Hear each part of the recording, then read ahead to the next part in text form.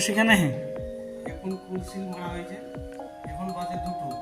কুলসিল মারার পরে ওখানে বসতে যাচ্ছে।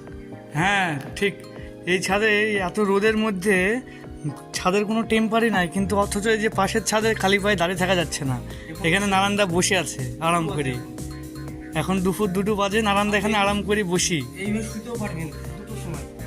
কিন্তু এর পাশের এই যে এই ছাদটা দেখতে পাচ্ছেন, এই ছাদে দাঁড়ানোর উপায় নেই।